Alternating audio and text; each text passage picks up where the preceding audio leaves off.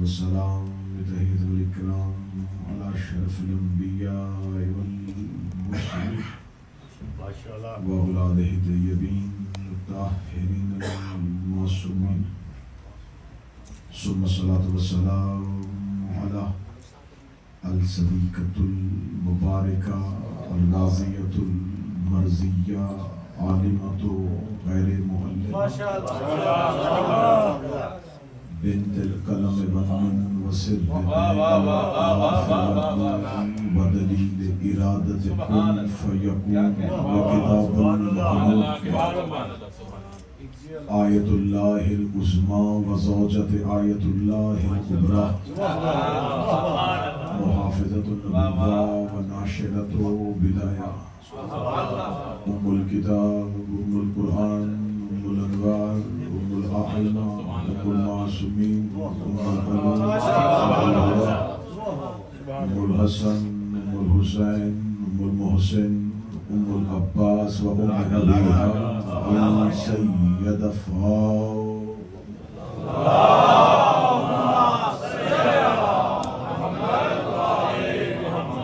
ولعن الله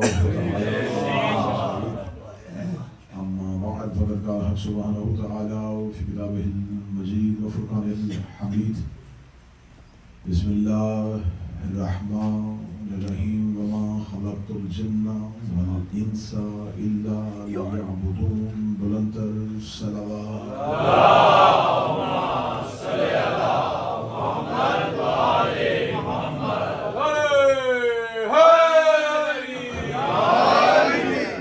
دعائے کے مالکان ذکر بندگان ذکر کا وارثان ذکر کی بارگاہ میں پیش ہونا قبول فرمائے آزادی سے عبادت کا بہتر سے بہتر اجر عطا فرمائے حاضرین مجلس بانیان مجلس کی توفیقات خیر میں اضافہ فرمائے ہمارا یہاں پہ آنا یہ بیٹھنا جناب سیدہ صلوات اللہ علیہ کی خوشنودی کا حصول بنائے ہمیں معرفت معصومین علیہم السلام ولایت قائمہ نصیب فرمائے ہمارے آقا و مولا کے ظہور میں تاجیل فرمائے دعاؤں کو قبولیت تک پہنچائے ممکن حد تک بلند صلوات اللہم صلی علی محمد و آل محمد سلسلہ گفتگو کی تیسری نشست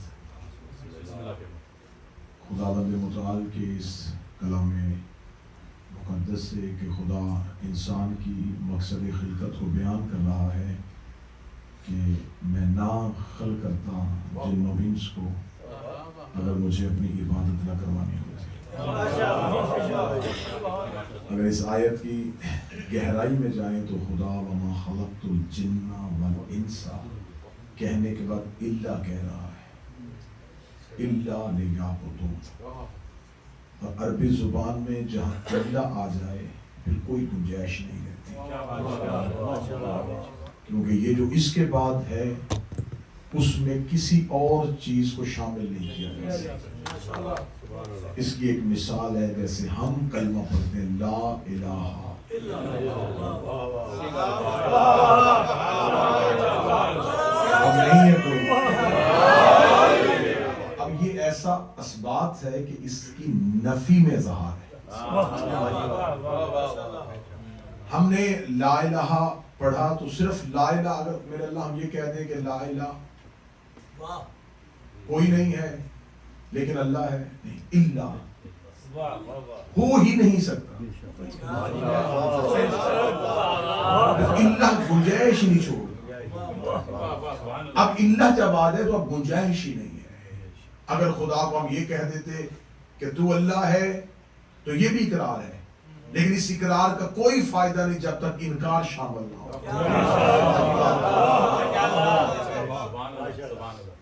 خدا یہ طریقہ دیتا ہے کہ اگر تم نے کسی سے محبت کرنی ہو تو پہلے انکار کرو پھر اقرار کرو. لا نہیں ہے الا اللہ. اللہ کہہ دیا تو اب کچھ بھی نہیں. یہاں خدا کہہ رہا وما خلقت الجن والانس الا کوئی اور کام نہیں ہے کچھ بھی نہیں کر سکتے ہم لیکن صرف میری عبادت ہے. اب اللہ ہمیں کچھ بھی نہیں کرنے دیں. اس سے ملتی جلتی ایک اور آیت پڑھوں گا تو آپ کا لطف والا ہو جائے. قُلْ لَا أَسْأَلُكُمْ عَلَيْهِ أَجْرًا إِلَّا الْمَوَدَّةَ فِي الْقُرْبَى.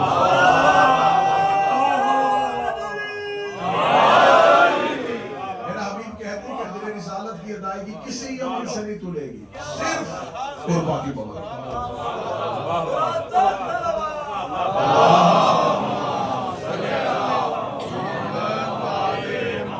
ادائیگی اجر رسالت کے لیے نمازیں نہ لے کے آنا، عبادتیں نہ لے کے آنا. کوئی عبادت مودت فی القربہ کے ساتھ نہیں تلے گی. اجر رسالت کی ادائیگی بند ہے مودت فی القربہ میں. یا خدا کہنا نہیں کچھ بھی لوں گا الا لیعبدون، صرف اور صرف اپنی عبادت کرنا. میرے مالک اگر تو صرف عبادت کرواتا ہے تو ہم باقی امور کیسے سر انجام دیں گے؟ یا تو پھر ہمارا کھانا عبادت کر دے، ہمارا سونا عبادت کر دے، باقی امور کو تو کہہ رہا ہے کہ تمہارا معاملہ ہے، عبادت اسے کہوں گا جو تم میرے لیے کرو.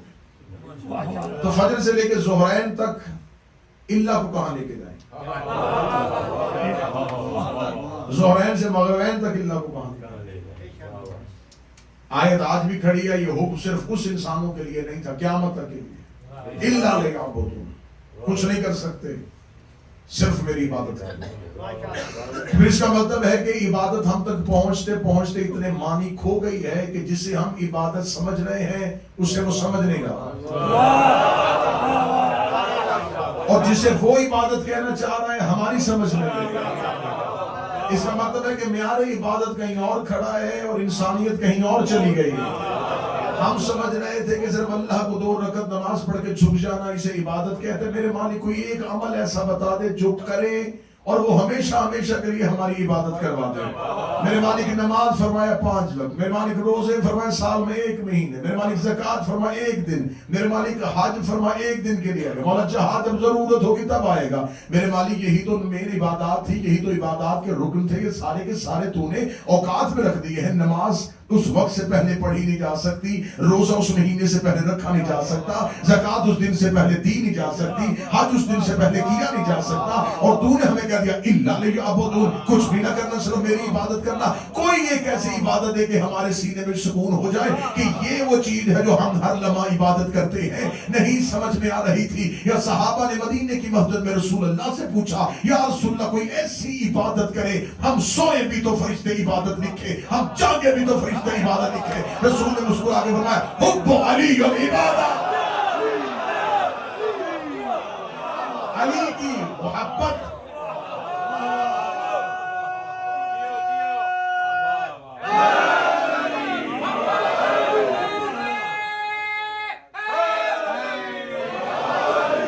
سب سے پہلے رسول اس حدیث کے 3 حصے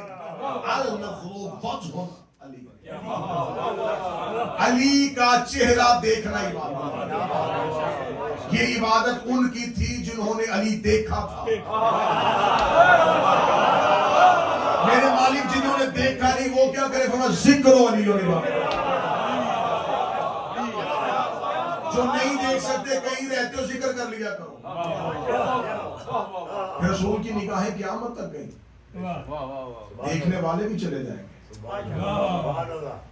ذکر کرنے والوں کو تو میں نے کہہ دیا کہ ذکر کرنا، لیکن ایک دور رسول کی نگاہیں گئیں قیامت تک کے لیے. ایک وقت آیا ذکر نہیں کرنے دیا جائے گا، زبان سے علی بولنے نہیں دیا جائے گا. رسول نے ان حالات کی طرف دیکھ کے حدیث کا رخ بدل دیا. فرمایا حب علی عبادت. تمہاری زبان کو روک سکتا ہے، تمہارے دل کے اندر تو کوئی نہیں جائے گا. علی کی محبت عبادت ہے، علی کی محبت عبادت ہے. لفظ بڑا قیمتی ہے، عطا ہوا تو دل میں. علی کی محبت ثواب نہیں عبادت ہے.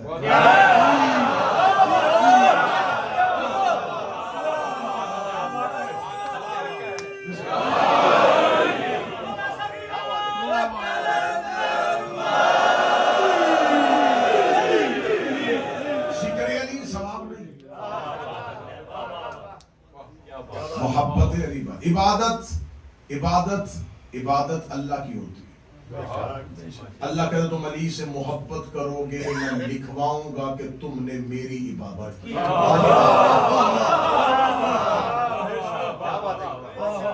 کتنا لازم و ملزوم ہے علی اور اللہ کا رشتہ. کتنا لازم و ملزوم ہے اللہ اور علی کا رشتہ. محبت علی سے کرو عبادت اللہ کی.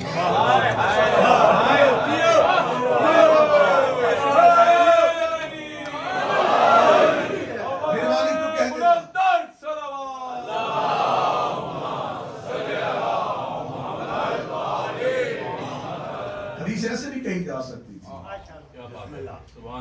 اللہ کا ذکر کرو تاکہ تمہیں علی کی محبت ملے. علی کا ذکر کرو تاکہ اللہ کی عبادت کا ذکر. کیونکہ خدا جانتا تھا کچھ اللہ اللہ کرنے والے ہوں گے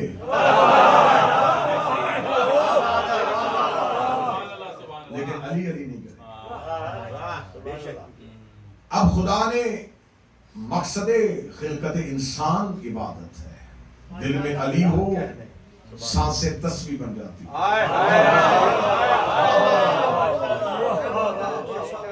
دل میں علی ہو سونا عبادت لکھا ہے. گفتگو ہے سید الرسول. کل گفتگو گئی تھی میرے چوتھے شہنشاہ کے دربار میں خطبے کے اوپر. اس سے پہلے میں اللہ نے جب ہدایت کا نظام بنایا تو خدا نے حضرت آدم سے لے کے حضرت عیسیٰ تک جب نبی بھیجے تو خدا نے کسی دور میں امت سے مشورہ نہیں کیا کہ تمہارا نبی کیسا ہونا چاہیے. کسی امت سے نہیں کہا. ہاں نبیوں کو بھی اللہ نے اتنا اختیار نہیں دیا. جناب موسیٰ کی دعا آج بھی قرآن میں موجود ہے. میرے اللہ تو میرے لیے میرا وزیر بنا دے میرے بھائی ہارون کو. رب اجعل لی وزیرا من اہلی ہارون اخی. نام بھی بتا دیا رشتہ بھی بتا دیا کہ بنا دے ہارون کو یہ میرا بھائی ہے. خود بنانے کی ضرورت نہیں کی.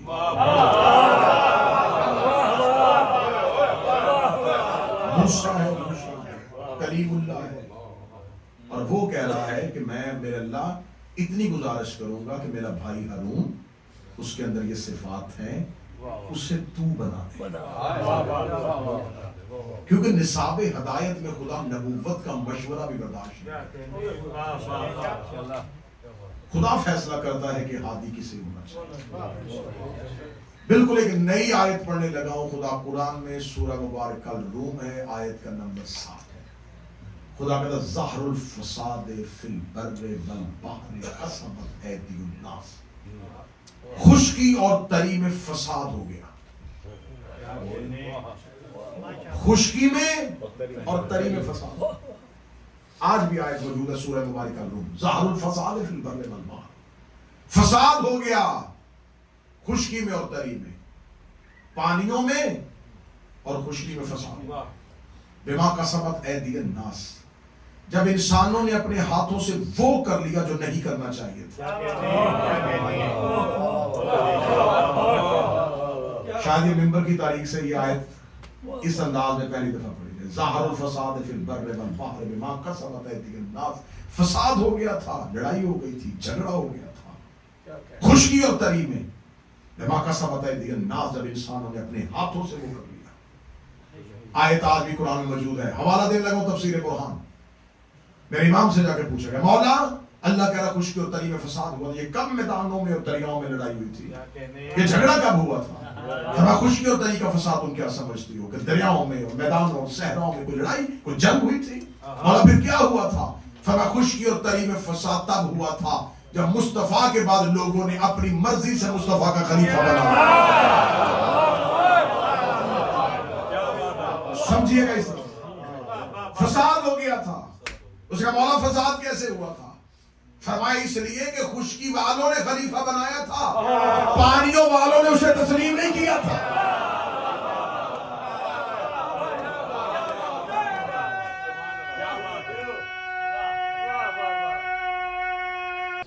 بات وہیں سے شروع ہوگی جہاں سے کل شروع. میں نے کل کہا تھا کہ مولا امام سجاد نے اللہ نے 6 چیزیں فضیلتیں عطا. اللہ نے نظام ہدایت کو مکمل کیا میدان غدیر میں. میدان غدیر میں خدا نے نظام ہدایت کو مکمل. میں منبر پہ یہ کہہ رہا ہوں کہ دشمنوں نے غدیر چھوڑی تھی علی کی وجہ سے. غدیر میں علی نہ ہوتا تو اس خطبے کو یہ گھروں میں رکھتے. ان کو وہ خطبہ چاہیے نہیں جس میں علی. لیکن ستم یہ ہوا, مجھے دشمنوں سے کوئی شکوہ نہیں, علی سے محبت کرنے والوں نے بھی غدیر کو نہ سمجھا. غدیر کو نہیں سمجھا گیا. میں منبر پہ کیا کہا جی غدیر میں رسول اللہ نے, الیوم اکملت لکم دینکم واتممت علیکم نعمتی. یہ آخری آیت نہیں ہے قرآن کی. وسأل سائل بعذاب واقع, یہ بھی آخری آیت نہیں ہے. آخری آیت آئی الیوم یئس الذین کفروا من دینکم, آج کافر تیرے دین سے مایوس ہو گئے.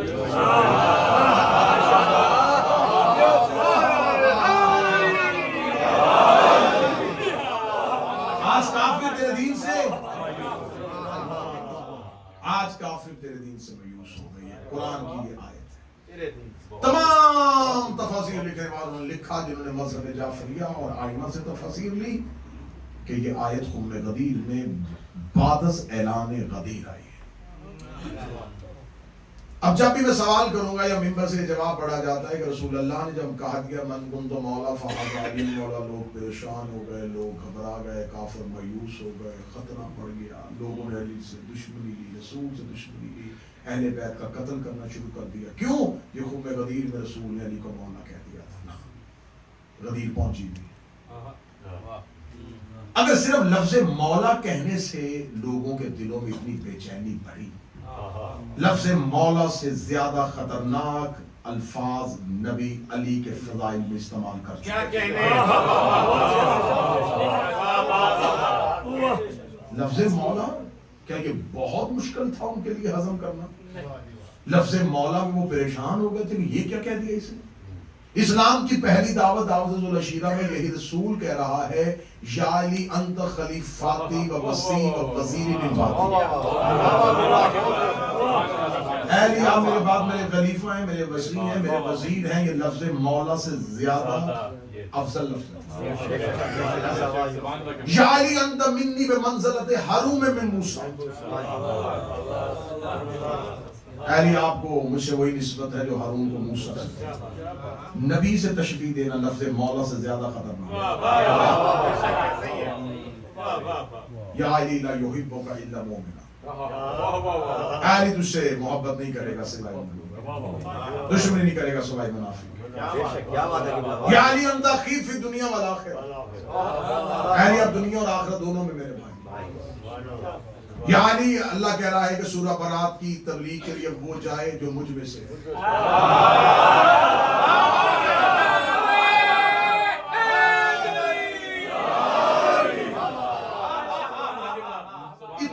اتنی واضح احادیث نبی اپنی زندگی میں 23 سالہ مدنی زندگی میں بار بار کہہ رہے ہیں.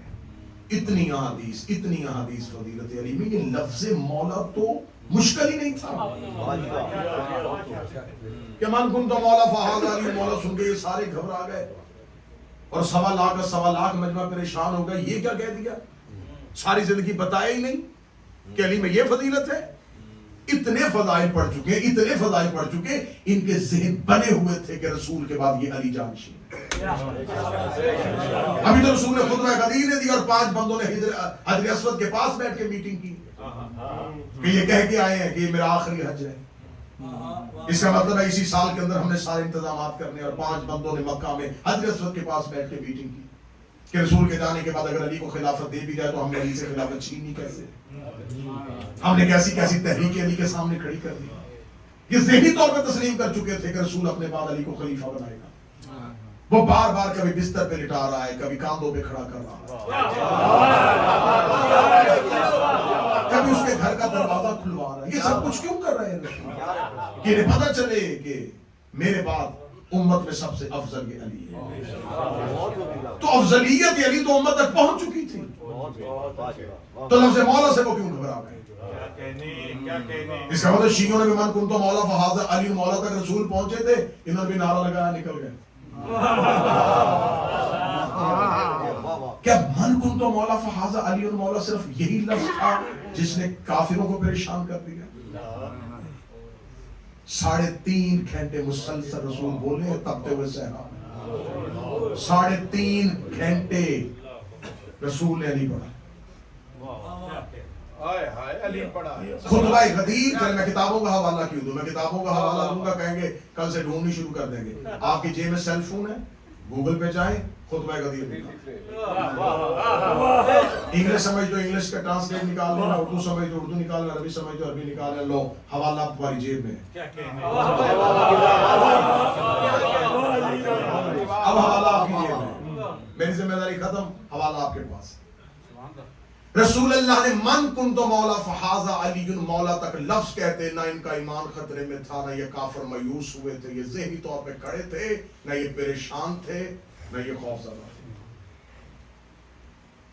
رسول نے من کنتو مولا فہذا مولا کے بعد منبر چھوڑا نہیں. خطبہ تو بہت آگے تک گئے. رسول اللہ نے جو ہی تقریر شروع کیا، تقریر کرتے کرتے رسول اللہ نے کہا اللہ کی ہم بیان کی، اللہ کی ثنا بیان کی، ماں سبق انبیاء کی باتیں بتائی، اپنی نبوت کی باتیں بتائی. اپنی نبوت کی بات بتاتے بتاتے رسول یہاں تک پہنچ گئے النبی اولیٰ بالمؤمنین من انفسہم. یہ نبی جو ہوتا ہے یہ مومنین کی جانوں سے زیادہ ان پہ حق رکھتا ہے. سامنے کا بے شک یہاں تک بات ٹھیک ہے. نبی نے فرمایا اللہ مولایا، اللہ میرا مولا ہے. وانا مولاکم، میں تمہارا مولا. اللہ میرا مولا ہے، میں تمہارا. اللہ میرا مولا ہے، میں تمہارا. اللہ میرا مولا ہے، میں تمہارا مولا. ابھی تک کافر کھڑے ہیں، کوئی پریشانی نہیں، کوئی خوف نہیں، کوئی گھبراہٹ نہیں. اللہ مولایا وانا مولاکم، اللہ میرا مولا. پہلی دفعہ غدیر اس انداز سے سنو تو دل سے نوکر کو دعا دینی، اللہ میرا مولا ہے، میں تمہارا مولا ہوں. یہ کہنے کے بعد رسول نے دونوں ایک ہاتھ نے دونوں ہاتھوں سے امیر المومنین کو پکڑا، پکڑ کے اپنے سامنے کر کے بلند کر کے من کنتو مولا ہو فہذا علی مولا، جس کا میں مولا ہوں اس کا یہ علی مولا ہے. سکون سے کھڑے ہیں، کوئی پریشانی نہیں ہے، کوئی گھبراہٹ نہیں ہے، اطمینان سے کھڑے ہیں. رسول نے یہاں پہ خطبہ چھوڑا نہیں. میں نے حوالہ تمہاری جیب میں رکھا ہوا ہے، من کنتو مولا فہذا علی مولا، جس کا میں مولا ہوں اس کا یہ علی مولا ہے. اس کے بعد اس کا بیٹا حسن مولا ہے، اس کے بعد اس کا حسین مولا ہے، اس کے بعد اس کا بیٹا مولا ہے، اس کے بعد اس کا بیٹا مولا ہے، اس کے بعد اس کا بیٹا مولا ہے، اس کے بعد اس کا بیٹا مولا ہے. اور آخر میں فرمایا آخر میں وہ آئے گا جس کا نام میرے نام کے ساتھ ملتا ہے، جو زمین کو عدل اور انصاف سے بھر دے گا، جو میرے دین کو دیار پہ غالب کر دے گا. اور جب قبروں سے دوبارہ اٹھایا جائے گا تو پھر انہی کی ولایت کے بارے میں سوال کیا جائے گا. جب رسول نے قیامت تک کے لیے 12 کی ولایت کا اعلان کیا، خدا نے کہا الیوم یئس الذین کفروا من دینکم، اب کافر تیرے دین سے نہیں.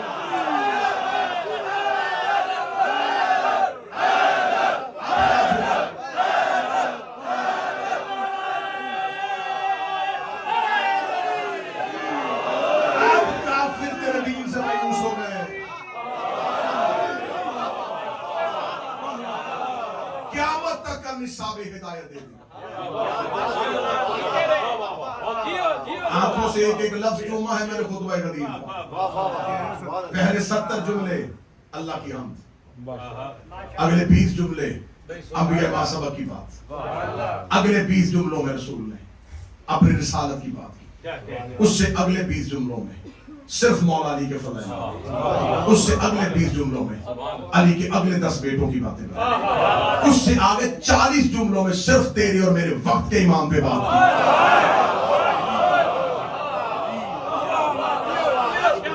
ان 40 جملوں میں 4 دفعہ ہمارے وقت کے امام کا نام لیا. غیبت سورہ پڑھی ہے، غیبت کبریٰ پڑھی ہے، ظہور اصغر پڑھا ہے، ظہور اکبر پڑھا ہے، ظہور کی علامتیں پڑھی، ظہور کے بعد آنے والے حالات پڑھے. جب رسول نے غدیر کے پالان کے منبر سے لے کے دوبارہ قبروں کے اٹھنے تک کا بتایا ہے.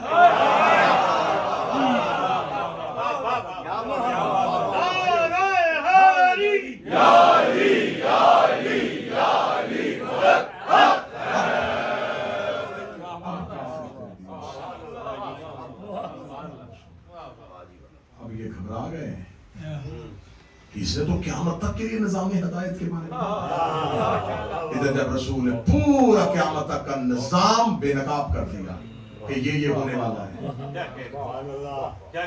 تو جب رسول نے اتنی جرت کر کے قیامت تک کے حالات بتا دیے، خدا نے کہا الیوم اکمل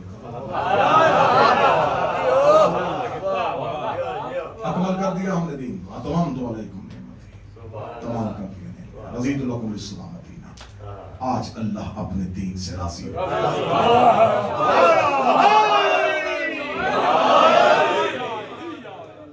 یہ کون سا خطبہ تھا؟ یہ خطبہ صرف مولا علی کی مولائیت کے لیے نہیں تھا، قیامت تک مولا علی اور ان کے بیٹوں کی حاکمیت اور ولایت قیامت تک بتا دیا کہ میرے بعد کون کون کب کب جانشین۔ کافر مایوس ہو گئے۔ اب یہ خطبہ غدیر میں کس نے دیا؟ آخری رسول۔ آخری رسول یہ خطبہ دے چکے، بتا دیا کہ اب یہ ہونے والا۔ پہلی ہدایت کا پہلا امام امیر المومنین، دشمن بن گئے زمانہ کے پہلی کڑی کو توڑے تاکہ یہ سلسلہ آگے نہ چل سکے۔ میں فضائل پڑھ رہا ہوں کیونکہ بہت مشکل ہے سید الساجدین کے عنوان پہ گفتگو کرنا اور پھر اس انداز سے۔ جب یہ سیدہ کے دروازے پہ آگ لے کے آئے تو یہ قتل علی کے ارادے سے لے کے آئے، ورنہ اتنے لوگوں کو اکٹھے ہو کے آنا، دروازے پہ آ کے لکڑیوں کا جوڑنا لگانا کہ، اور یہ جو لوگ آئے تھے یہ گلیوں سے جمع کیے ہوئے لوگ نہیں تھے، یہ عرب کے 40 قبیلوں میں سے ہر قبیلے کا ایک فرد لیا ہوا تاکہ قتل علی کی ذمہ داری پورے عرب پہ آ جائے۔ سارے عرب نے مل کے کسی ایک قبیلے پہ دشمن نہ جائے تاکہ کوئی قبیلہ علی کے قصاص کا مطالبہ نہ کرے۔ بالکل مسلح لشکر چنے ہوئے لوگوں کو لے کے آئے، جو ہی کہ مولا امیر المومنین کے گھر میں ان کا آگ لگائیں گے۔ اب یہ قتل علی کے ارادے کے ساتھ گھر کے اندر گئے۔ اب فضائل پڑھو، جب یہ مولا امیر المومنین کو لے کے باہر آئے تو انہیں خبر ہی نہیں تھی کہ اب کیا ہونے والا ہے، انہیں خبر ہی نہیں تھی کہ اللہ نے اپنا نظام ہدایت کو بچانے کا کیا بندوبست۔ یا پیچھے سے ایک مستور کی آواز ہے، اس کی آواز ہے، اگر تم نے علی کو نہ چھوڑا میں اب بھی بد دعا کر کے آسمان زمین پہ پھینک دوں۔ میں فضائل پڑھ، کتابیں کہتی ہیں کہ مولا امیر المومنین بازار میں جا چکے تھے، یہ سلمان محمدی کہتے ہیں کہ مسجد نبوی کی دیواریں اتنی اٹھ گئی کہ نیچے سے تیز گھوڑا سوار گزر سکتا۔ مکہ کے لوگ کہتے ہیں کہ خانہ کعبہ اور حجر اسود نے اٹھنا شروع کیا۔ یہ معجزہ نہیں اللہ دکھا رہا تھا، یہ اس دور کے لوگ جانتے تھے کہ اللہ جب زمین پر عذاب نازل کرنے لگتا ہے تو اپنی نشانیوں کو اٹھا لیتا ہے۔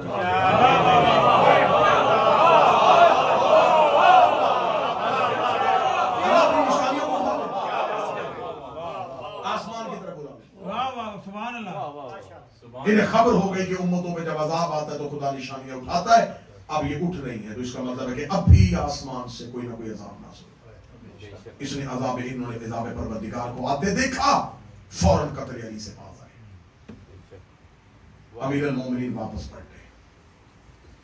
پہلے ہادی اور پہلے ولی کے تحفظ کرنے کے لیے ایک شہزادی نے اپنا کردار ادا۔ اب میں کیونکہ میں نے پہلی تقریر میں کہا تھا کہ مجھے مولا سجاد پورے کا پورا اس آقا کو کربلا سے نکال کے ابھار کے آپ کے سامنے اس کے فرمائش، یہ مدینہ ہے اور وہ رسول کی بیٹی، ولایت اگلے امام کے پاس آئی۔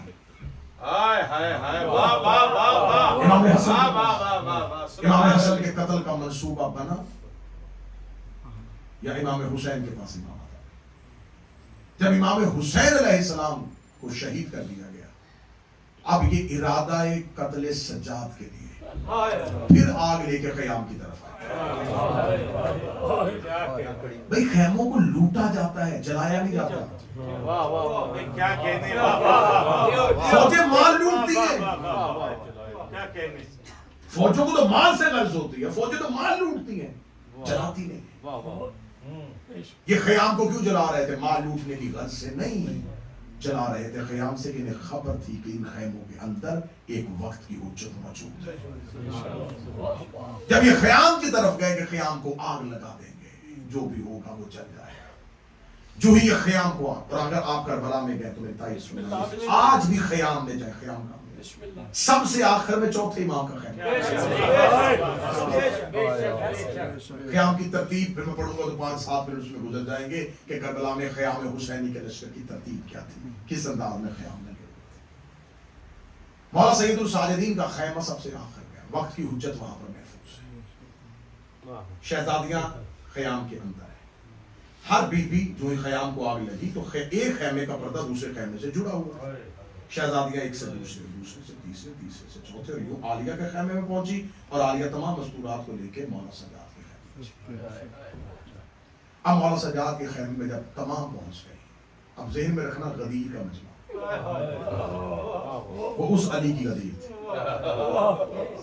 خیام میں تمام مستورات پہنچ گئی, اور یہ آخری خیمہ ہے جس کو ابھی آگ نہیں. سامنے قاتل کھڑے کہ بس ایک خیمہ بچ گیا, اسی کے اندر ہی ساری اہل بیت ہے, ابھی اس کو آگ لگے گی, نہ اس کے بعد نہ امامت رہے گی, نہ اللہ کی حجت رہے گی, نہ اللہ کی نشانی رہے گی. اب یہ اس خیمے کی طرف آ کے شعلے بھڑک رہے تھے, یا جلتے ہوئے خیمے کے اندر سے ایک مستور نے جیسے رسول نے دونوں ہاتھوں سے علی کو اٹھایا,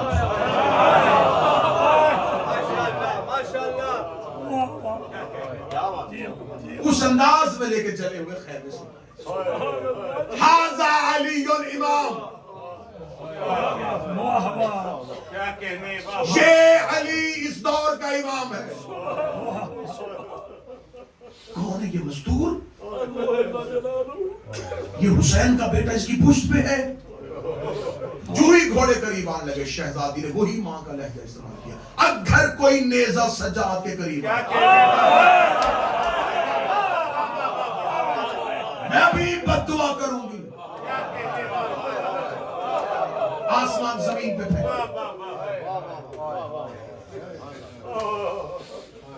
ہاتھ آگے بڑھے تھے, یا وہیں پہ ان کے ہاتھ رک گئے, شل ہو گئے یزیدیوں کے ہاتھ. میں کربلا پڑھ گئے, جو قتل حسین کر چکے تھے, قتل سجاد ان کے لیے کر چکے, ہاتھ یوں کھڑے تھے اور ہل نہیں رہے تھے, شل ہوئے ہاتھ. بیٹے سے جب باپ سے بیعت مانگی تو بیٹے سے کیوں نہیں لے سکتا؟ مفلوج ہوئے ہاتھ. جب یزیدیوں نے دیکھا کہ کربلا میں رنگ ہی بدل گیا ہے, جو صبح سے لے کے اب تک موجہ نہیں دکھا رہے تھے, ہاتھ وہیں کے وہیں شل ہوئے. علی کی بیٹی نے سجاد کو یوں کہا, سنو, چلو وہاں جہاں سے تم نے بیعت کا مطالبہ کیا تھا, میں اس علی کو لے کے وہاں آ رہی ہوں.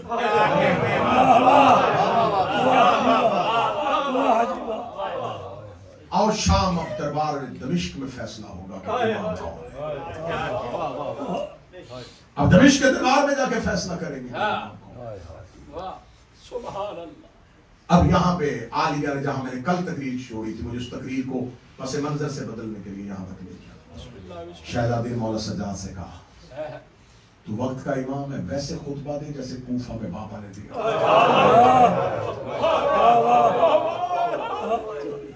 مولا سید الساجدین آئے, مولا نے فرمایا, پورے دربار میں سے کوئی ایسا نہیں ہے میرے علاوہ جو اپنا حسب اور نصب آباد سے. کل کی تقریر میں حاضر تھے, 30 منٹ لگے مجھے کل کی تقریر تک واپس. مولا فرمایا, اللہ نے ہمیں 6 چیزیں 7 فضیلتیں عطا کی. کہنے کے بعد مولا فرمایا, اللہ نے ہمیں علم دیا ہے. علم ہماری چیز ہے, علم ہماری چیز ہے. یہ جسے تم صرف سمجھتے ہو شجاعت, یہ ہمارا کھلونا ہے.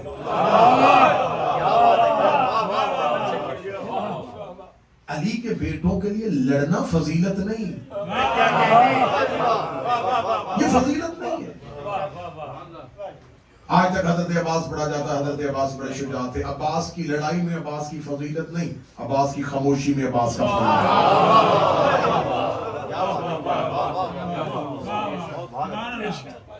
مولا عباس کی شجاعت کا قرآن تو احترام حسین میں جزدان سے باہر آیا ہی نہیں.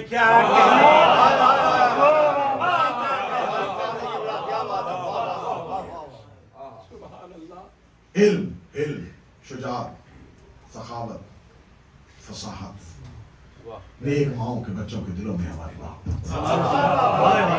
اب یہ شام کون سا علاقہ ہے؟ اس شام تک نہ انہوں نے رسول کی رسالت پہنچنے دی تھی، نہ انہوں نے مولا علی کی ولایت پہنچنے دی تھی.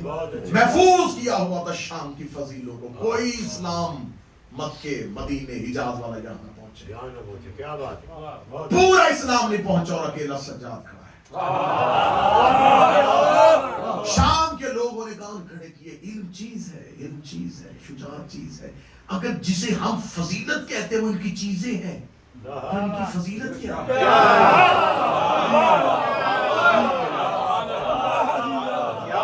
میں ممبر میں مجلس پڑھتے ہوں یہ خطابت ہو میرے لیے ایک چیز ہے. اصل میں تو میں اب آپ کو سناؤں گا کہ میں اصل میں کیا ہوں. تو آپ کو تقریر بھول جائے گی کہ صاحب وہ تو سنے گی اب کیا کریں. جب مولانا فرمایا یہ چیز ہے تو پورا مجمع متوجہ ہوا. اگر یہ چیز ہے پھر فضائل کیا ہے؟ اب دربار میں سناٹا ہے. ذہن میں رکھنا رسول کی رسالت نہیں پہنچی. قولوا لا الہ الا اللہ یہاں نہیں آیا. میں محمد کون ہوں یہ یہاں تک نہیں پہنچا. انہوں نے اپنی مرضی کا اسلام تراشا ہے. شام والوں کو بتایا کہ ہم وہ مکے والے رسول کے رشتہ دار ہیں، ہم ہی خاندان رسول ہیں، ہم ہی نسل رسول ہیں، ہم ہی وحی والے ہیں، ہمارے گھر میں کتاب آئی تھی. پورے کا پورا ایک فیک نظام، ایک ڈھونگ، ایک جعلی اسلام بنایا. اور جعلی اسلام میں حقیقی اسلام کا نمائندہ کھڑا ہے. اور کھڑا ہو کے مولا فرماتے ساتھ اللہ نے فضائل عطا کیے. پہلا فضائل احمد و مختار منا. وہ کیا کہہ رہے جب رسول کے رشتہ دار ہیں ان کے سامنے کھڑا ہو کے مولا سجاد کہتے ہیں ہماری پہلی فضیلت یہ ہے کہ احمد مختار ہم میں سے ہے.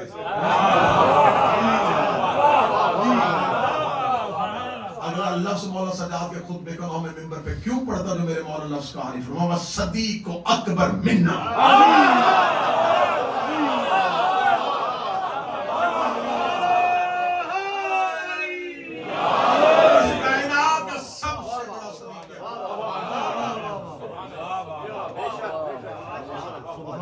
اب یہ شام میں کون حکمران ہے؟ امیہ کی نسل. امیہ کا سب سے بڑا نقصان کہاں پہ ہوا ہے؟ بدر احد.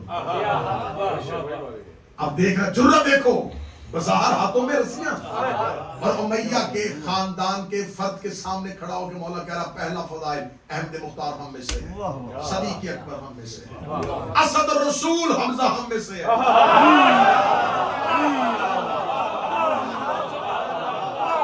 اسد الرسول ہم میں سے. دو شیر اللہ نے ہمیں دیے، ایک اسد اللہ ایک اسد الرسول.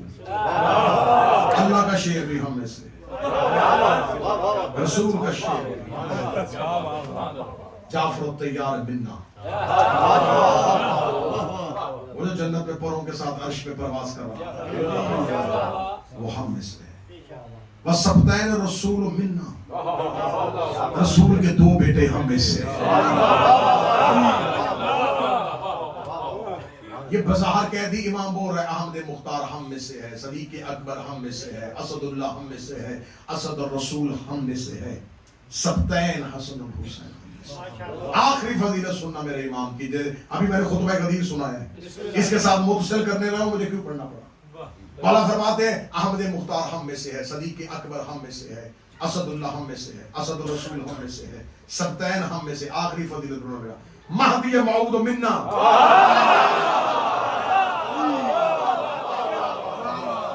وہ جو سب سے آخر میں دنیا میں آئے گا وہ ہم میں سے ہے. جو جا چکے وہ بھی ہم میں سے تھے، جو آنے والے ہیں وہ بھی ہم میں سے. یہ کہنے کے بعد امام کو جو نہیں جانتا وہ جان لے، جو جانتا ہے وہ سن لے. انا ابن صفا و مروہ، صفا و مروہ کا بیٹا. انا ابن زمزم میں زمزم کا بیٹا. انا ابن سدرۃ المنتہا میں سدرۃ المنتہا کا بیٹا. انا ابن کعبہ کوسین میں کعبہ کوسین کا بیٹا. अना इब्न हजाबुल हम, मैं हजाब हम का बेटा हूँ, मैं हजाब इज्जत का बेटा हूँ, मैं हजाब रिश्वत का बेटा हूँ, मैं हजाब जबरूत का बेटा हूँ, मैं अल्लाह के शेर का बेटा हूँ, मैं कायनात के सबसे बड़े रसूल का बेटा हूँ, मैं ज़ुर्रियत इब्राहिम का बेटा हूँ, मैं नस्ल इस्माइल का बेटा हूँ, मैं फातिह बद्र और खैबर खंदक का बेटा हूँ, मैं नुक्ता बाय बिस्मिल्लाह का बेटा हूँ, मैं यासूबुद्दीन का बेटा हूँ, मैं कायदे मुजल्लीन का बेटा हूँ, मैं फातिह दारैन का बेटा हूँ, मैं मलूद हरम का बेटा हूँ। हजर असवद हमारे लबों का बोसा लेता है। ये कहते कहते इमाम ने अपने खुतबे का आखिरी जुमला फरमाया, मैं अल्लाह के तीर का बेटा हूँ, मैं अल्लाह के तीर का बेटा हूँ, मैं अल्लाह के तीर का बेटा हूँ। ये कहने के बाद इमाम ने फरमाया, सुनो शाम वालों, वो जब मेराज में गया था मैं उसका बेटा हूँ, और वो जब मेराज में बोला था मैं उसका बेटा हूँ।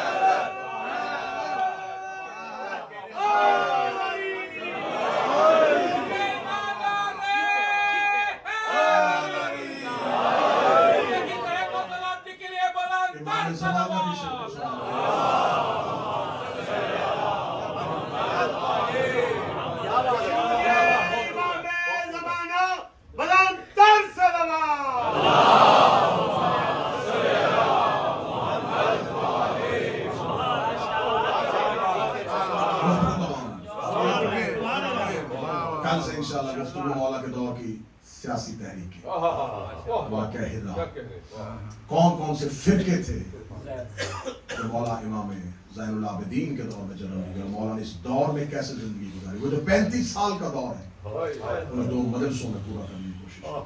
इस अंदाज से मौला ने जिहाद किया, जनाब ज़ैद का खरूज।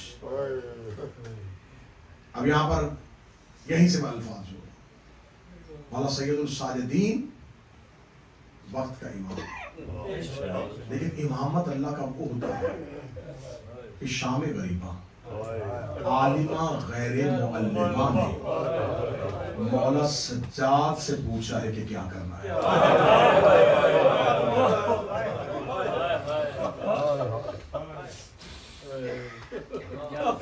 ये है शहजादी ने मौला की इमामत का ऐलान किया। आलिमा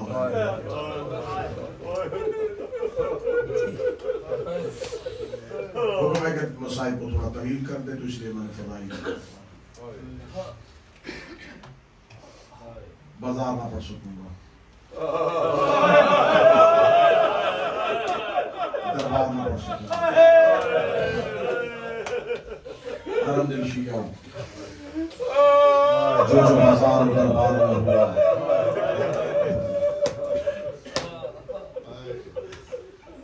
बस इतना कहूंगा, गुजर गई।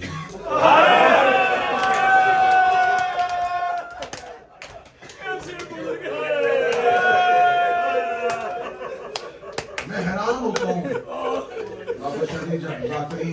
कोई कह रहा है 9 घंटे, 18 घंटे खड़ी, 36 घंटे खड़ी, 1 मिनट भी खड़ी नहीं है। खड़ी कौन रही है?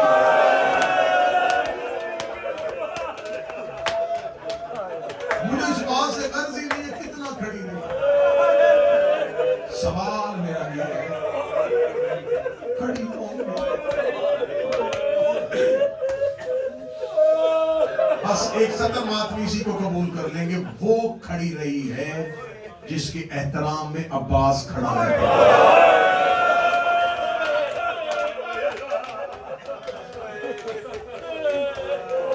उसे खड़ा किया जिसके एहतराम में मेरा मौला अब्बास।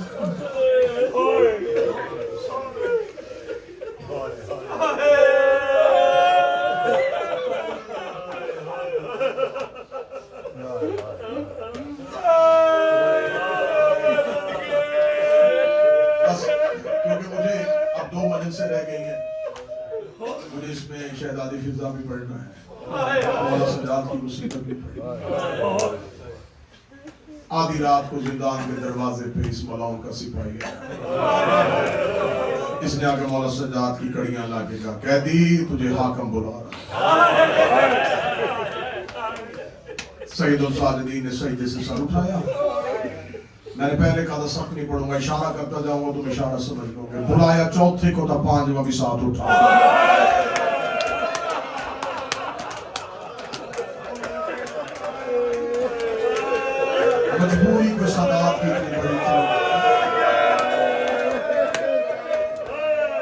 خدا میرے سامنے ماتمی چہرے بیٹھے ہو، تم ابھی میں اشارے کر رہا ہوں تو تم اتنا میں صرف اتنا پڑھ دوں نا کہ یہ باپ اور بیٹا قید کیسے تھے. 5 سال کا بچہ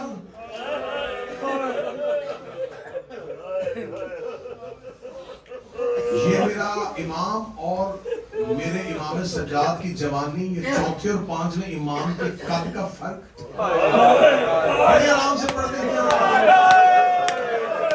ایک رسی میں قید تھے. کیسے قید ہو سکتے؟ کیسے قید تھے؟ میں غلط پڑھوں گا ممبر پہ، مجھے بھی معاف نہ کریں. میں نے کتابوں میں پڑھا ہے جن رسیوں سے سجاد کے ہاتھ بندھے تھے اس سے باقر کی زلفیں باندھی.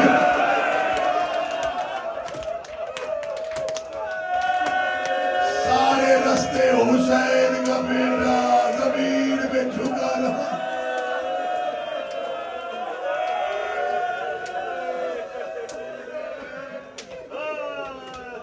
بلایا چوتھے امام کو نہ 5واں مصباح. آدھی رات دونوں باپ اور بیٹا ملاؤن کے دربار میں گئے. یہ کمینہ تخت پہ آگے بیٹھا، دربار اس کا سارا خالی تھا، رات آدھی تھی. اس نے پہلا جملہ کہا یہ دیکھ کہتا علی ابن الحسین میں تجھے آزاد کرنا چاہتا ہوں. 1 سال کے بعد رہائی کی خبر ملی. جب اسے کہا میں تجھے آزاد کرنا چاہتا ہوں، مولا سجاد ٹھنڈی یہاں پر کے کہتے مجھے بتا میں جاؤں کہاں.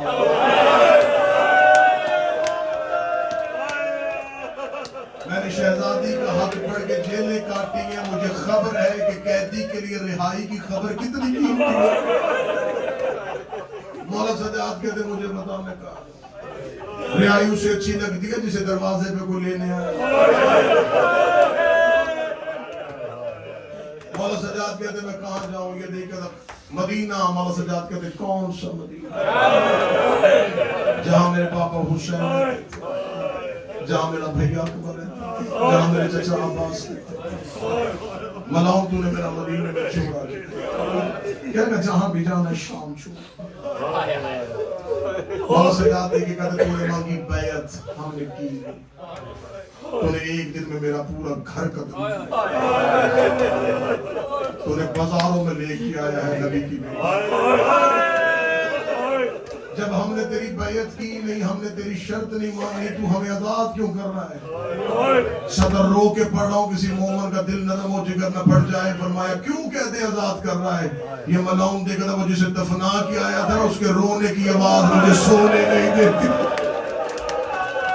وہ جسے چند دن پہلے قبرستان میں دفنا کے آیا تیری بہن سکینہ کے رونے کی آوازیں مجھے سونے نہیں دیتی. میں رات کو سو رہا ہوتا ہوں، کبھی اس دیوار پہ رو رہی ہوتی ہے، کبھی اس کونے پہ رو رہی ہے. رو رو کے کہتی اس کی کڑیاں کھول دے، وہ بیمار ہے. اس کی زنجیریں کھول، وہ حسین کا غیور بیٹا. حسین کا بیٹا تیری بہن کی چیخیں مجھے سونے نہیں دیتی.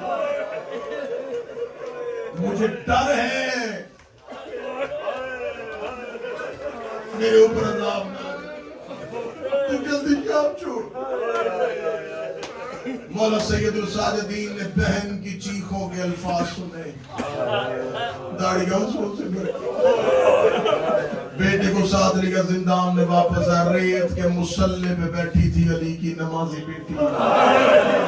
ماں کے پاؤں چوم کے کہتا ماں یزید کہتے آزاد کر رہا ہے. رو کے کہتے اس سے پوچھ شام کی عورتیں تھک گئی ہیں. منت نہیں کروں گا جو تیرے نصیب کا آنسو ہے وہ آنا ہے. شام کی عورتیں تھک گئی ہیں.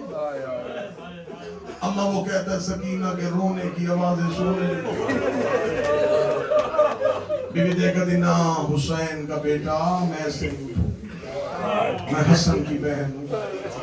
میرے بھائی نے اس کے باپ سے شرطیں منوائی تھی. شرائط لکھوا تاکہ مورخ لکھے کہ علی کی بیٹی فاتح ہے. یہ نہ کہہ دے میں نے ہمدردی میں کہہ دیا. میں نے اپنی مرضی سے قیدوں سے آزاد. میں نے شرائط منوائی. اما وہ کون سی شرط منوائی؟ بی بی نے شرطیں بتائیں. مولا سجاد روتے ہوئے دوبارہ دربار میں گئے. ملعون میری ماں کی شرائط. کہنے لگا بتا کیا شرط ہے؟ فرمایا پہلی شرط شہداء کے سر واپس چاہیے.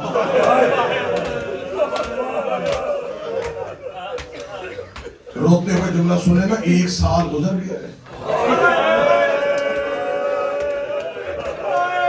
مجھے شہداء کے سر واپس چاہیے. اس نے کہا دیتا ہوں. فرمایا 3 اونٹ چاہیے. 53 لے کے آیا تھا. 3 اونٹ چاہیے. جزلم کا بیٹا بشیر بطور مہاری چاہیے. دیتا ہوں. مولا سجاد کہتے شام میں ایک مکان خالی کروا. کہتا تم نے رہنا نہیں, مکان کیوں خالی کروانا ہے؟ مولا سجاد کہتے میری ماں کہہ رہی ہے میں نے اپنے غریب کی مجلس کر. مجھے شام والوں نے میرے بھائی کو رونے نہیں دیا. شام کی عورتوں کو اکٹھا کر میں بتاؤں میرا حسین بابی میں نواز. اس نے کہا مکان کا بندوبست کرواتا ہوں. یہ شرطیں پڑھنے کے بعد مولا سجاد زمین پہ بیٹھ گئے. میں آہستہ آہستہ شرطیں پڑھ رہا تھا تاکہ تمہارا دل کو تکلیف نہ دیتا ہوں. یہ شرطیں مولا سجاد نے بتائی ہیں بڑی جلدی سے. اس نے مانی ہے بڑی جلدی سے. شہداء کے سر دیتا ہوں, 3 اونٹ دیتا ہوں, بشیر ابن جزلم مہاری دیتا ہوں, شام ایک مکان خالی کروا دیتا ہوں. اگلی شرط سے پہلے مولا سجاد کا ہاتھ جگر پہ آ گیا. یہ دیکھ کے کہتا ہے اہل حسین کا بیٹا کون سی شرط ہے جو تجھ سے بتائی نہیں جا رہی؟ مولا سجاد کی آنکھیں بند کی, داڑھی لہو سے بھر گئی. رو کے کہتے میری ماں کی چادریں مجھے واپس کر, میری بہنوں کی ردائیں مجھے واپس کر, میری پھوپھیوں کے برقعے مجھے واپس کر. یہ ملعون دیکھ کے کہتا 36 ملکوں کی فوج نے لوٹا تھا زینب کا خیمہ, جس کے ہاتھ جو آیا وہ لے کے چلا گیا. مجھے بتا یہ مال لے کے کیا کرے گا؟ تو مجھے بتا میں چادریں نہیں بنوا دیتا ہوں, میں چادریں یمن سے منگوا دیتا ہوں. مولا سجاد کہتے وہی ردا مجھے واپس کر جو شام غریبہ نیزے سے لوٹی تھی. کہنے لگا وہ چادر لے کے کیا کرے گا؟ رو کے کہتا میں یہاں سے واپس کربلا جاؤں گا, سیدھا عباس کی قبر پہ جاؤں گا. عباس کی قبر پہ جا کے کہا اٹھ چچا غازی, دیکھ میں چادر واپس لے آیا.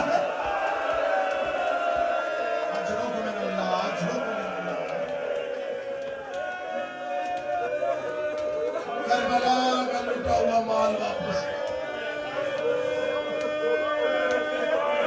نہیں برداشت کر سکتا. بس 3 اونٹ لے کے, آخری 2 یا 3 منٹ, 3 اونٹ لے کے مولا حسین کا یہ غیرت مند بیٹا زندان کے دروازے پہ. سال کے بعد علی کی بیٹی نے دیوار کی ٹیک چھوڑی. میں مخدرات کے مسائل پڑھنے میں بڑا کنٹرول کرتا ہوں. میں اشارہ دوں گا میری تمثیل سمجھ لینا, میں مجھے بات نہ کھولنے کی ضرورت. 1 سال کے بعد دیوار کی ٹیک چھوڑی, جہاں سے گزرتی گئی زندان لہو میں بھرتا ہے.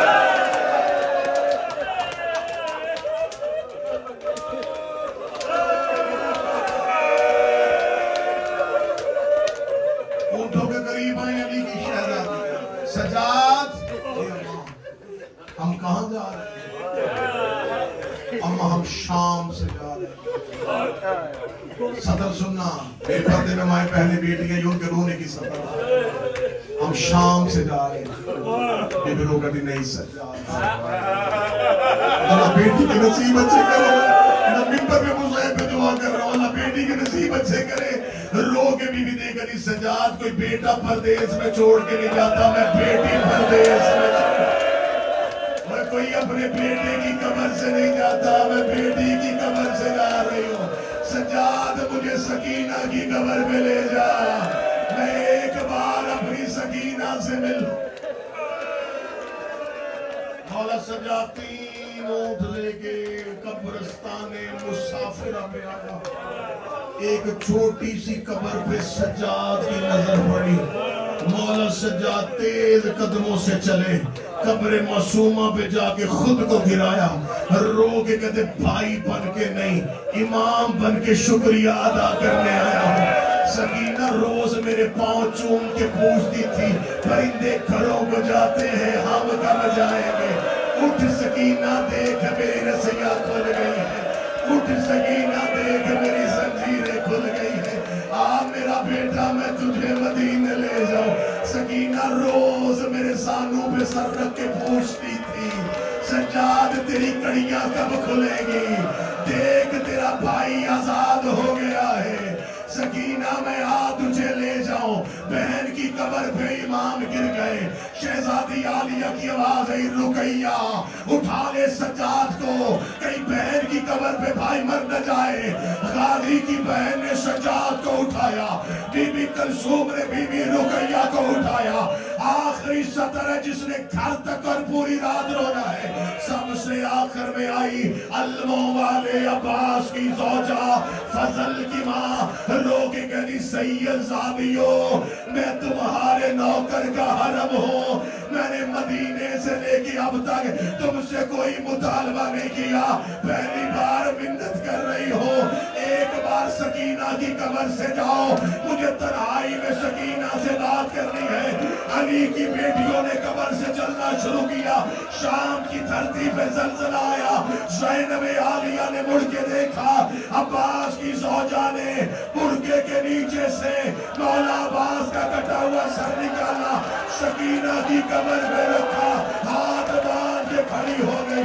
روگی گدی بی بی نوکر معافی مانگنے آیا ہے, پانی لینے گیا تھا, تیرا اصغر پیاسا مارا گیا. قبر سکینہ ہل گئی, آواز آئی اماں سر اٹھا, میں راضی, میرا کربلا کا غریب راضی, میری مدینے والی ماں